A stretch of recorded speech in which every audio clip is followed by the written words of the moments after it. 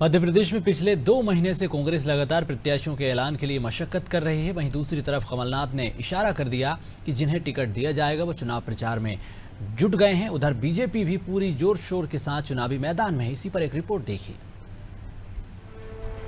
विधानसभा चुनाव को लेकर कांग्रेस की भले ही तैयारी अधूरी हो, लेकिन बीजेपी की प्लानिंग पूरी हो चुकी है। महज 94 सीटों पर ही बीजेपी को प्रत्याशियों का ऐलान करना है। 136 प्रत्याशियों का ऐलान बीजेपी कर चुकी है।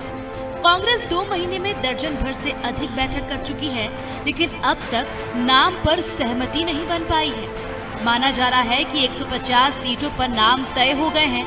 अब बाकी की सीटों पर स्क्रीनिंग कमेटी फैसला करेगी। लेकिन सवाल इस बात का है कि आला कमान सर्वे और संगठन की रिपोर्ट पर टिकट बंटवारा करेगी। लेकिन कमलनाथ के इशारे पर प्रत्याशी और जनता कैसे भरोसा करे? बहरहाल बीजेपी भी कांग्रेस की सूची का इंतजार कर रही है। देखिए, बड़ा ही हास्यास्पद है। जो कांग्रेस दावा कर रही थी कि 6 महीने पहले टिकट घोषित करेंगे, सर्वे रिपोर्ट जेब में, रिपोर्ट कार्ड जेब में, सूची तैयार है, वो अब इशारों की बात कर रही है कि हमने इशारों में टिकट दे दी। सबसे पहले तो कमलनाथ जी बताएं, इशारा चलेगा किसका?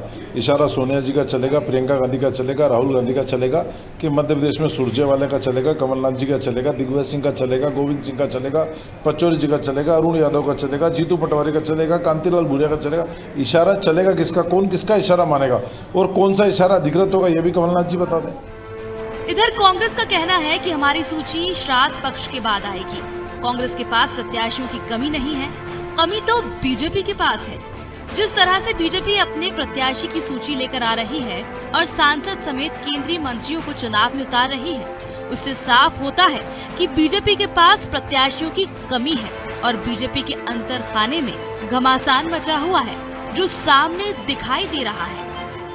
देखिए, सबको मालूम है, ऑन रिकॉर्ड है कि कांग्रेस में 230 विधानसभा सीटों के लिए 4,500 से ज़्यादा हमको फॉर्म मिले हैं।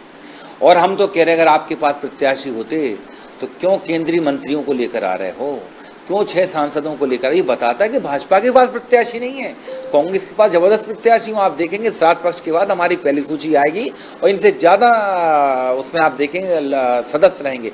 इनने तो 39-30 करके दिया। आप एक सदस्य की कभी सूची आती, एक प्रत्याशी की सूची आई इनकी। ये बताता है कि भाजपा में लड़ाई, अंदरूनी गतिरोध चरम पर है। और कांग्रेस की सूची आप देखेंगे, श्राद्ध पक्ष के बाद पहली सूची आई, उसमें हो सकता है 150 नाम आ जाए। जो स्थिति बीजेपी में पिछले दिनों देखने को मिली, वही स्थिति कांग्रेस में है। लेकिन कांग्रेस के दिग्गज नेताओं ने चुनाव लड़ने से हाथ पीछे खींच लिए हैं। ऐसे में कांग्रेस के सामने दोहरी चुनौती है कि आखिर बीजेपी से मुकाबला कैसे किया जाए। ब्यूरो रिपोर्ट, अनादि टीवी।